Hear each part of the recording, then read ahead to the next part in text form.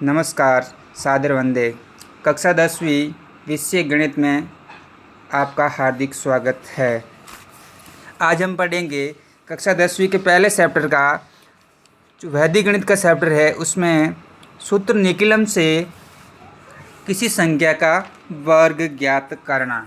जैसे कोई संख्या दी हुई है, उनका वर्ग ज्ञात करना है, तो उसका वर्ग ज्ञात करने के लिए सबसे पहली शर्त है, संख्या होती है वो आधार या उपाधार के नज़दीक होनी चाहिए। आधार 10 की घात होती है और उपाधार 10 का गुणज होता है। जैसे कोई संख्या है 108, 108 का वर्ग करना है तो अपन इस संख्या को 108 गुणा 108 दो बार लिख सकते हैं। जैसा कि मैंने ये लिखी 108 गुणा 108।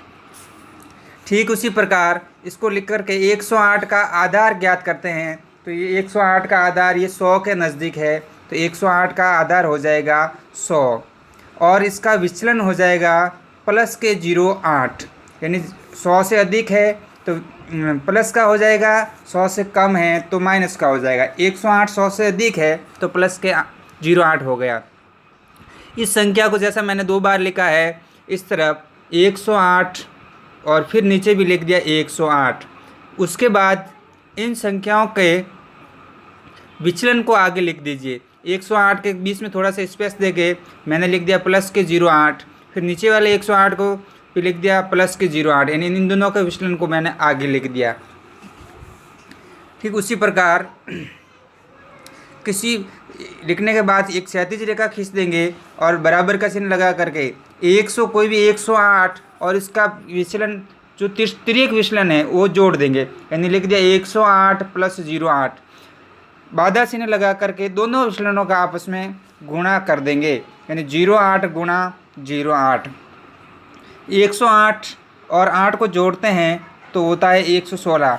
8 और 8 का गुणा करते हैं तो हो जाता है 66, यानी 116 बाधा चिन्ह 66।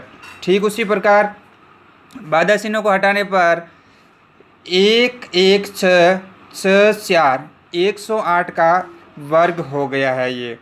ठीक इसी प्रकार कुछ उदाहरण लेते हैं। जैसे 103 का वर्ग करना है तो 103 का वर्ग वैसे ही 103 और 103 ऐसा कैसे लिख देंगे, इनके सामने इनका विचलन लिख देंगे 03 और 03।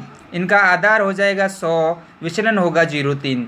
इस कोई भी एक संख्या के अंदर दूसरे का विचलन जोड़ देते हैं, यानी 103 प्लस 03। बाधा चिन्ह लगा करके 3 गुणा 3 इन विचलनों को मैंने गुणा कर दिया। 103 में 3 जोड़ेंगे तो 106 हो जाएगा और 3 को 3 से गुणा करेंगे तो 09 हो जाएगा, यानी संख्या बन जाएगी 103 का वर्ग बन जाएगा 10609। ठीक उसी प्रकार 95 का वर्ग करना है तो 95 को मैंने दो बार लिख दिया, इनके सामने विचलन लिख दिया। यानी हालांकि 95 का जो आधार होता है वो 100 होता है, तो आधार के सापेक्ष इसका विचलन होगा वो माइनस के 05 होगा, तो इनके विचलन को मैंने आगे लिख दिया 05 और 05। माइनस वाली संख्या है जो ऋणात्मक संख्या होती है उसको साधारणतः अपन कोष्ठक के अंदर लिखते हैं, इसलिए मैंने भी इनको कोष्ठक के अंदर लिख दिया, ब्रैकेट के अंदर लिख दिया। 195 में से 05 घटाएंगे, क्योंकि विचलन माइनस का है तो घटाएंगे, अगर प्लस का होता तो जोड़ते हैं। और दोनों विचलनों का 05 माइनस के गुणा माइनस के 05 दोनों को गुणा में लिख दिया। तो 95 में से 5 गया, पीछे रह गए 90। माइनस का गुणा माइनस से हो गया प्लस, 5 का गुणा 5 से हो गया 25, यानी उत्तर आ गया 95 का वर्ग होता है 9025, यानी 9025। इसी प्रकार कुछ उपाधार वाले एक उदाहरण लेते हैं। उस उपाधार वाले उदाहरण में 246 का वर्ग करते हैं, तो मैंने इस 246 का वर्ग करने के लिए आधार ले लिया 100, लेकिन 100 से बहुत दूर है इसलिए उपाधार की जरूरत पड़ेगी। उपाधार हो गया 100 गुणा 2, यानी 200 उपाधार हो गया, यानी 200 के नज़दीक है संख्या।